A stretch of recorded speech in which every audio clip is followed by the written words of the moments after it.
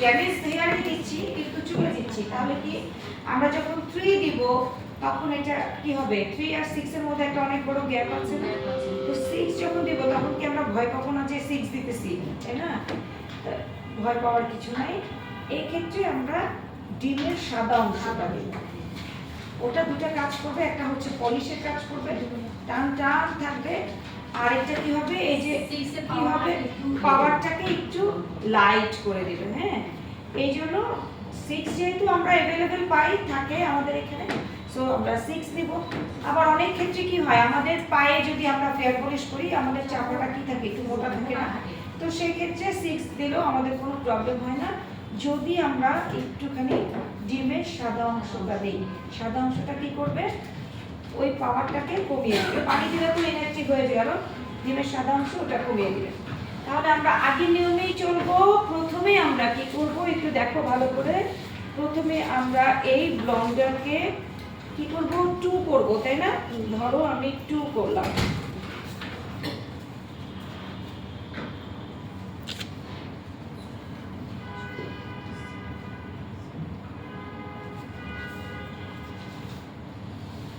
একদম 2, রাইট?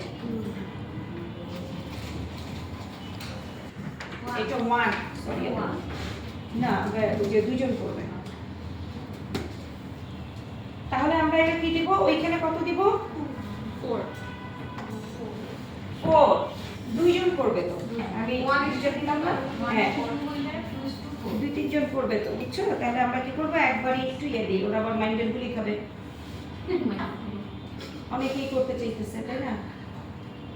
আমিও ভাবছিলাম আমি হাতে করব, তাহলে কি দিব, 4, গুড, একদম ইজি। হ্যাঁ,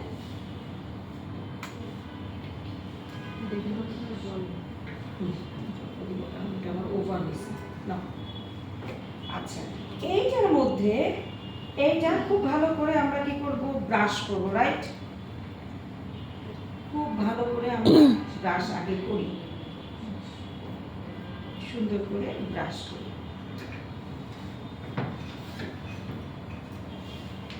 প্রসিডিওরে আমি পরে আসতেছি, আগে তোমাদের কেমিক্যাল প্রসিডিওরটা আগে শিখাই।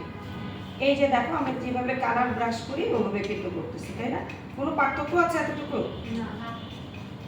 তাহলে এই যে আমরা করলাম না, 1:2 তে আমরা দিচ্ছি, তারপরে হচ্ছে এটা করলাম, এই জিনিসটা আমরা কোথায় দিব,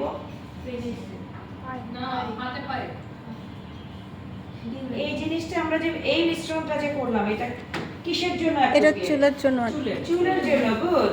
এখন এটাকে আমাকে মুখে বানাইতে হবে। আগে আগে কি হতো, শুধু এইটা দিয়েই কিন্তু আমরা মুখে দিতাম, সত্যি কথা, ট্রু, হ্যাঁ, এইটা দিয়েই মুখে দিতাম, এবং আমাদের যে ব্লন্ডারটা সেটাও ইউজ করা হতো না, আমরা ব্লিচের ক্রিমটা দিয়ে দিতাম। এই কারণেই আমাদের প্রি লাইটের উপর কি না না ব্লিচ না একটা ভীতি এসে গেছে, কারণ প্রথমেই এইটা 6% সেটা বেশিরভাগই আমরা হচ্ছে জানতাম না, বেশিরভাগই আমরা বলতে চাচ্ছি আমাদের পার্লার সেক্টরের কথা, বেশিরভাগই কি করতো, 9 দিয়ে করতো, 12 থাকলে 12 দিয়ে করতো, বুঝছো? ওইটাকে পাওয়ারটাকে লাইট করার জন্য কি এই কি বলে এটা, চন্দনের গুঁড়া, হাবি জাবি, যেগুলো পাওয়া যায়, মুলতানি মাটির গুঁড়া, অমুক তমুক, এগুলো মিলায় এটার ভিতরে দিত, দিয়ে কি করতো, এটা মাখাইতো, মাখাইতে মুখে দিত, মুখের এগুলো সব লাল গোল্ডেন হইত। এইটা যখন দিবা তোমাদের স্কিনে একটা হোয়াইটেনিং টোন আসবে, ওইটা যদি দিতাম তখন কি হইতো, লাল রঙের হলুদ হয়ে যেত, রোদে গেলে কি সে বিচ্ছিরি লাগতো, চিকচিক চিকচিক করতো। এই ভয়ে এখনকার জেনারেশন এটাকে আমরা ভয় পাই। এটা আসলে তো কেমিক্যাল প্রসিডিউর, এইটাকে কি করতে হবে, আমাদের স্কিনের জন্য আমাদের প্রসেস করতে হবে, ঠিক যেরকম আমাদের প্রসেস ফেশিয়াল কিটগুলো আসে ঠিক সেরকম আমাদের প্রসেস করে নিতে হবে। তাহলে এইটাকে আমাদের স্কিনের প্রসেস করতে হলে এইটার মধ্যে যে আপনারা না, ডিম তো আছে, আপনাদের কষ্ট করতে হবে না, ম্যানুফ্যাকচারাররা কি করলো, এইটার ভিতরে যে আপনি কি বলে চন্দনের গুঁড়া দেন, মুলতানের মাটির গুঁড়া দেন, যা পায় তাই দিত। এখন এই প্রোডাক্ট চালারা, সাপ্লায়াররা বা প্রোডাকশনে যারা কাজ করতেছে ওরা দেখলো যে আমাদের এই সাবকন্টিনেন্টাল দেশে খুব পপুলার হচ্ছে ফেয়ার পলিশ, ইনস্ট্যান্ট ফেয়ার হতে চায় সবাই, রাত্রেবেলা কি যে মাখে ক্রিম থেকে শুরু করে এনে। ওরা দেখলো মার্কেট যাচাই করে ওনারা এত ফর্সা, মানে ফর্সাই হইতে হবে, কালো মানে থাকা যাবে না। তাহলে কি করলো ওরা, যে ঠিক আছে ইনস্ট্যান্ট একটা ব্রাইট লুকের জন্য, ট্যান ফ্রির জন্য তারা কি করলো, দুইটা আইটেম বের করলো। একটা আমি তোমাদেরকে দেখিয়েছিলাম ডিটেইন, এটা দেখিয়েছিলাম, ঠিক সেইটারই আরেকটা হলো ফেয়ার পলিশ। হ্যাঁ, তো এই যে ফেয়ার পলিশ, এই ফেয়ার পলিশ পাউডারটা তখন আমরা ওই প্যাকের সাথে দিব। এই পাউডারটা প্যাকের সাথে তাহলে কত স্ট্রোকে দিব? এখন এইটা যদি বেশি দিয়ে ফেলি তাহলে কি হবে, পাওয়ারটা একেবারে কমে যাবে না? তাহলে এইটা কি করবা, হাফে দিবা। ওইটা যদি 1:2 হয়, 2 এর সাথে এটা হাফ চামচ থাকবে, তাহলে কি হবে, পাওয়ারটা বেশি কমবে না। কারণ এটার সাথে তো আবার আমাকে ডিমের সাদা অংশ স্মুদিং এর জন্য দিতেই হবে। তাহলে আমি কি করব, এটা 1:1 সরি ভুল করে বলে গেছে 2। তাহলে আমি এটা 2 তে করলাম, তাহলে আমি দিব 1, মানে আমি দুইজনের জন্য করলাম, তাহলে আমি কি হাফ প্লাস 1 দিলাম। এই যে একজনের জন্য করলে হাফ, মানে এটা হাফও হতে হবে এমন কোনো কথা নাই, তোমাদের চোখের আন্দাজেই তোমরা দিতে পারবা, অল্প অল্প দিবা, তাতে কি হবে কি তোমরা বুঝতে পারবা। এই যে যেমন আমি হাফের মতো দিছি, আমি এইটা মিক্স করব, এরপরে আমি আবারও একটুখানি দিব। এই যে কারণ হাফে দিয়ে দেখো আমার কিন্তু হাফ রয়ে গেছে এখানে। হ্যাঁ ম্যাম, এই পাউডারটা কি? Fair polish powder. আচ্ছা, এখন সব জায়গায় পাবা ফেয়ার পলিশ পাউডার, বলতে এখন সব জায়গায় পাবা, মানে বিউটিফিকেশন ইয়েতে পাবা। এখন আমি এটা বলবো না যে এটা তুমি আলমাসে পাবা, আমি বলবো না এটা মিঠা বাজারে পাবা, আমাদের প্রোডাক্ট যারা দেয় সাপ্লায়াররা তাদের কাছে। এই ফুলাফুলিটা এইটা ব্লেন্ডিং এর পরে আসতেছি আমি। এটা খুব ইম্পর্টেন্ট একটা প্রশ্ন করছো, এইটা আমি এমনি তোমার প্রশ্ন ছাড়া বলতাম, একটুখানি ফুটা করো।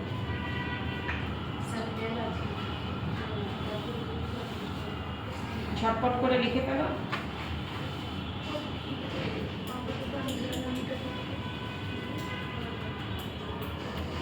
ডিমও এত শক্ত, মুরগিও এত শক্ত ডিম দিচ্ছে। একটু পরিমাণটা দেখো। হ্যাঁ, ডিমের কুসুমটা যে দিবা পরিমাণটা একটু দেখো।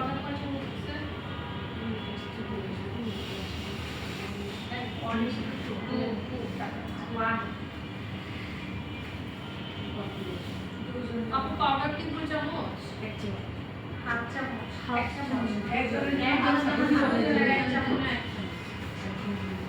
এই যে একটু দিলাম এই ব্যাস। তাহলে ডিমের সাদা অংশ 1 চামচ, 2 চামচ হবে। 1:2:1/2।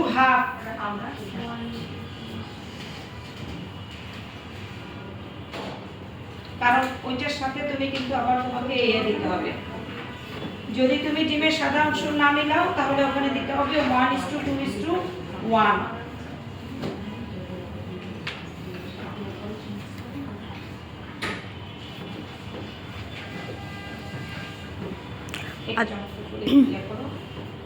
এখন আমরা কিভাবে এই জিনিসটা দিব, তাই না? এই ফেয়ার পলিশ কিন্তু নিজে একটা ফেসিয়াল। কেন ফেসিয়াল? আমি ফেয়ার পলিশ করতে আসছি, এটা কি কেমিক্যাল না? এখানে কোনো শুধুমাত্র ডিমের সাদা অংশ ছাড়া কোনো অর্গানিক কিছু কিন্তু আমরা ব্যবহার হয় নাই বা ব্যবহৃত হয় নাই। তাহলে 100% কেমিক্যাল, তাহলে আমরা যেই জায়গাটায় লাগাবো সেই জায়গাটা খুব ভালো করে ওয়াশ করতে হবে। ও যে কথাটা বলতেছিল ফুলে যায়, কাদের ফুলবে? এলার্জি আছে। সো তাহলে কি করতে হবে, এলার্জি টেস্ট করতে হবে, প্যাচ টেস্ট বলে এটাকে। কানের পেছনে দিয়ে প্যাচ টেস্ট করতে হবে। এত প্যাচ টেস্ট লাগে না। এলার্জিটিক স্কিন তোমরা দেখলেই কিন্তু বুঝবা, কারণ স্কিনের নিয়ে তোমরা পড়াশোনা করছো না। তাহলে কি স্কিনের এলার্জেটিক স্কিন দেখলে বুঝবো না? তাহলে এই এলার্জেটিক স্কিনে কিন্তু ফেয়ার পলিশ না, না মানে নাই। ওই এলার্জেটিক স্কিনে কি দিব? D10। বুঝতে পারছি? ওই এলার্জেটিক স্কিনে দিব আমরা D10। D10 একটা কিছু আগে একটু নিয়ে এসো, হ্যাঁ নিচে থেকে D10টা একটু নিয়ে এসো খাটটা। না এটা আগে লাগাই যাই, এটা হতে হতে ওটা এলার্জেটিক স্কিনে ওটা D10টা দিব। D10টা অর্গানিক 100% না হলেও এইরকম পিওর কেমিক্যাল না। আবার এইটা যেরকম একটা ফিল দিবে, হোয়াইটিং একদম একটা গ্লো দিবে, ওটা আবার গ্লো দিবে এইটার মতো আবার হোয়াইটেনিং টোন দিবে না, ওটা আবার গ্লো দিবে। এটা হোয়াইটেনিং প্লাস গ্লো দিবে, আর ওইটা অনলি গ্লো দিবে, মানে ট্যান রিমুভ করবে, গ্লো দিবে। আর এটা কি করবে? ট্যান রিমুভ করবে, ইভেন করবে, গ্লো দিবে, তিনটা। হ্যাঁ, তাহলে এটা তাদের জন্য যাদের স্কিনটা নরমাল কিংবা মিক্সড স্কিন। একনের জন্য ফেয়ার পলিশ হবে না, এলার্জির জন্য হবে না। তাহলে যাদের এটা আছে আমরা দেখলেই বুঝবো তাদের জন্য হবে না।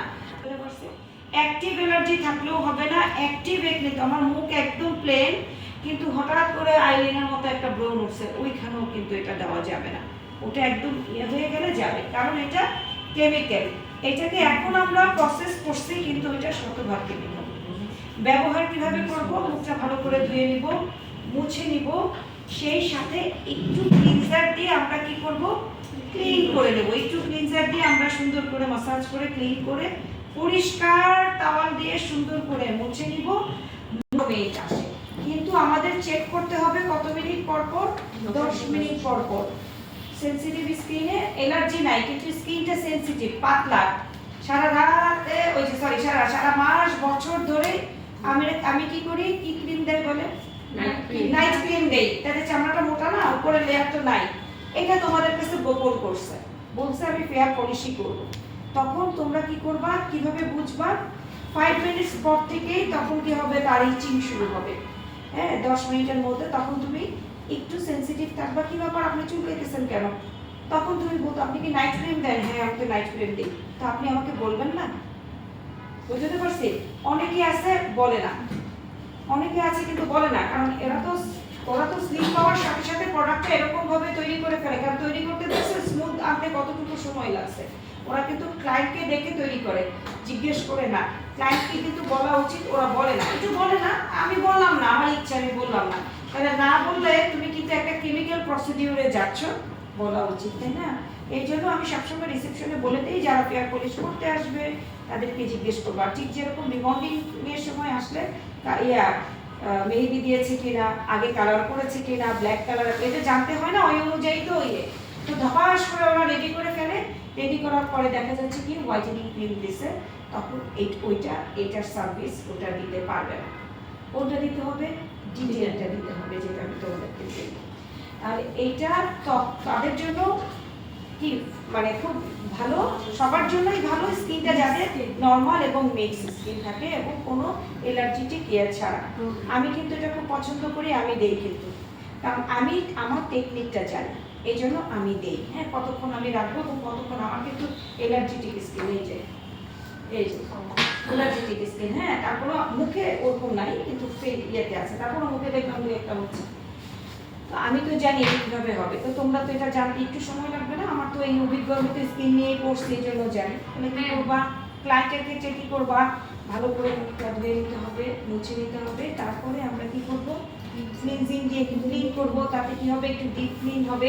এবং ক্লিনজিং দিয়ে যখন আমরা একটু 1 মিনিট মাসাজ, বেশিক্ষণ না, 1 থেকে 2 মিনিট মাসাজ করে, তখন কি হয় জানো? এই কেমিক্যালটা যখন দিবা তখন ইচিং করে না। কেন করে না বলো তো? সায়েন্টিফিক ব্যাখ্যা বলবা। ভিতরে অন্য কোনো মেডিসিন বা ময়লা থাকে না দেখি। সায়েন্টিফিক ব্যাখ্যা বলবা। তোমরা ত্বক নিয়ে পড়ছো, ময়লাটা ক্লিন হয়ে যায়। ময়লাটা তো মুখ যখন আমরা পরিষ্কার করি তখনও ক্লিন হয়। ভিতর থেকে ময়লাটা তুলে ভেতরে স্তরে যায় না ততক্ষণে। গুলো থাকে, তাই না? ওটার ভিতরে কি হয়? এই ক্লিনজারের ক্রিমটা তখন চলে যায়, পোরস গুলো লক হয়ে যায়। সুন্দর, আমার খুবই ভালো লাগছে। পোর গুলো যখন লক হয়ে যায় তখন এটা পোরের ভিতর তো ঢুকে না, সো তখন আর ইরিটেশনটা হয় না। খুব সুন্দর কাজ হয়। যখন প্লেন খালি মুখটা মুছে যখন অ্যাপ্লাই করে তখন কিন্তু একটু ধরে, স্বাভাবিক স্কিনেও একটু ধরবে, কারণ কেমিক্যাল প্রসিডিউর।